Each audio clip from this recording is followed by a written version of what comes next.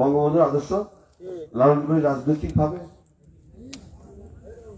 এবং বঙ্গবন্ধু শেখ হাসিনা যে মডেল মানুষের জন্য যে কষ্ট করছেন দিন রাত, এই যে দেশটাকে উন্নয়ন ঘটাচ্ছেন, সারা বিশ্ব আজকে বিস্মিত, সারা বিশ্ব আজকে বিস্মিত। করোনায় 2 বছরে 3 বছরে করোনায় সমগ্র বিশ্বের অর্থনীতিতে ধস নেমে গেছে, একমাত্র বাংলাদেশ এখন ওয়ার্ল্ড ব্যাংক বলছে যে বাংলাদেশ এই থিম কোথায় পেল, যে এত বিপর্যয়ের মধ্যে টিকে থাকা কিভাবে যায়, কিভাবে উন্নয়ন করে সম্ভবটা, এখন বাংলাদেশ থেকে তারা থিম নিচ্ছে। এই যে ভদ্র মহিলা, এই যে নেত্রী সবকিছু হারিয়ে বাংলাদেশের মানুষের জন্য আজকে এত কষ্ট করছেন।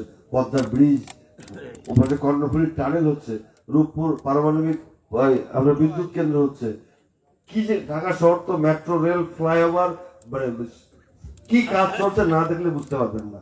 আগামী 2 বছরের মধ্যে এগুলো যখন সব চালু হয়ে যাবে, এই আমাদের দক্ষিণাঞ্চলের চেয়ারাই পাল্টে যাবে। আর ওই সমস্ত দুষ্কৃতকারীদের ভয় তো ওখানে, যে এগুলো যদি চালু হয়ে যায় আওয়ামী লীগকে আর ক্ষমতা থেকে বিদায় করার কোনো সুযোগ হবে না। এমনিতেও আমি আপনাদেরকে দায়িত্ব নিয়ে বলে যাচ্ছি, 2041 সালের আগে আওয়ামী লীগের বাইরে কোনো দল রাষ্ট্র ক্ষমতায় আসতে পারবে না, সুযোগ নেই, কোনো সুযোগ নেই। এই অন্য আছে, অন্য ব্যাপার সবার আছে, সব কথা আপনারা জানবেন না। আমরা যেখানে থাকি আমরা বুঝি, জানি, আমি বলে যাচ্ছি। সুতরাং আর